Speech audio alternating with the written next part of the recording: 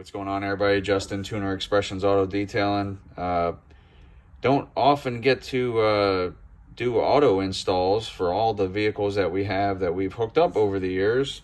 However, we're going to talk about a 2020 Ford Explorer ST blow-off valve installation from Boomba. You know, it's pretty quality, CNC, obviously. And it comes with 3 screws, and that's it. That is it. So let's get to it. See how long this takes.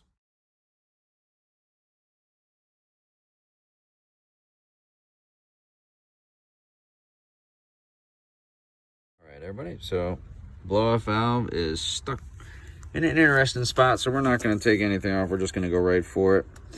So you got a little clip, little wire to take out.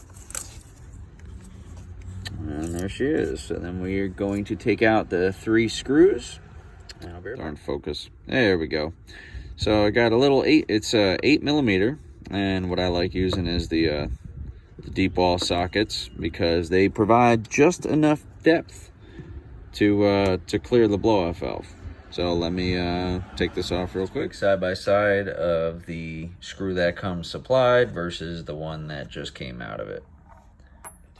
I know it's not very exciting trying to get to these, and you got to try some fun things between a small socket and the socket that I showed you before.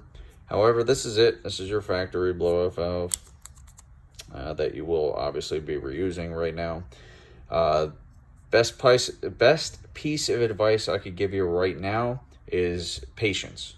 So I didn't move anything. Obviously, if you take off the whole air intake assembly and the bottom part, this would be very easy, but you're adding extra steps. With this took less than 17 minutes. Yes, 17 minutes of patience, but you could do it.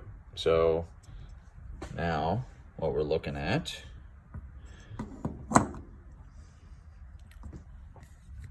so this is what we're looking at.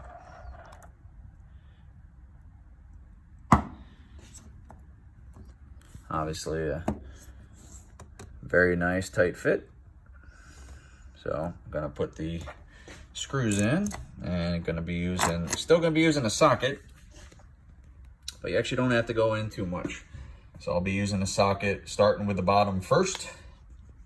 I highly recommend doing the bottom first because that was the hardest one to get out. However, it shouldn't be too bad using a bit driver. So let's see how long this takes. Sometimes a little overkill is not a bad thing. So this is perfect for getting around all those edges, and made sure I got a really good magnet there. And I got a nice little lock on this flexible extension, so this way you're not going to lose the end. So time it. So the easy way to do this is just take that hose clamp off, take that hose clamp off, take the little wire. Where is it at? It's somewhere in there. There it is.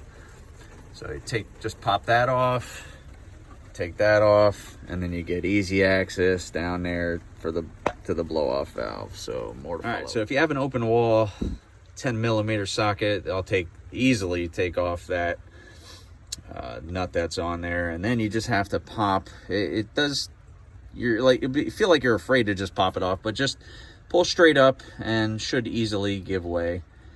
And then just put that off to the side, and you have full access to work on this. A little hiccup with these. Kind of had a choice. Either go buy new screws because the ones that were provided did not fit properly, or just take a small little vice grip and just thread them in, and then measure the blow-off valve. Put it flush right here and make sure that you have enough to go down into. Seems to be working so far. We'll see, but this is definitely taking a little bit longer than I thought. So how do we get to this point? Well, if we had different screws, this would have been an extremely easy install. So when I had these out, and I had to take vice grips to make them, actually help, start the screw. Even though it looks like it's the same pattern, it's not. So unfortunately, I had to break out my grinder and grind down these screws, because there was no way in heck I was going to be putting washers on top of these things. So I took them down quite a bit, but she ain't moving. It's on there, and I'm about to hook this sucker up right here. Make sure the white cap is up and it snaps and it's good. And now I'm gonna start the reverse process. So now I'm gonna put the bottom of the air intake in, put the air element in, put the top on. Well, I'm sorry, once the bottom goes in, then I'll put the little screw on here and make sure this little piece is right on top of there. And so stand a little bit of an angle to make sure that that goes back. Put that on first to guide everything. Where the ram air comes in, just pull that until those tabs, both the tabs come out, and then push down. Try pulling it just a little bit, so now it's good. Put this little screw on. Oh, I'm sorry, little nut on.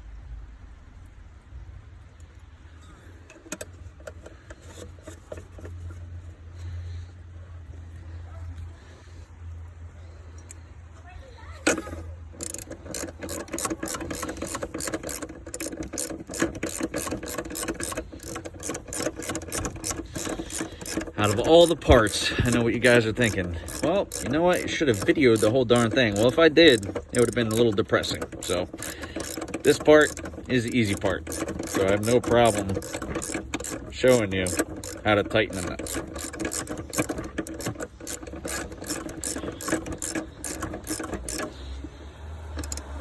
Make sure it's hand tight. Good to go. Everything's on. Okay, line those two notches up first. Being careful not to pinch the wire that's there. Can't wait to get an aftermarket air intake in here. Honestly, that's probably a good idea. If you're a novice, I'd probably wait until you're done installing an aftermarket air intake, so this way it'll be a lot easier to put the blow-off valve in. But okay, so now I'm just going to tighten these hose clamps up, and I'll be right back with you. Once you got your air filter in, make sure you put these clamps up, put both of them, make sure they snap.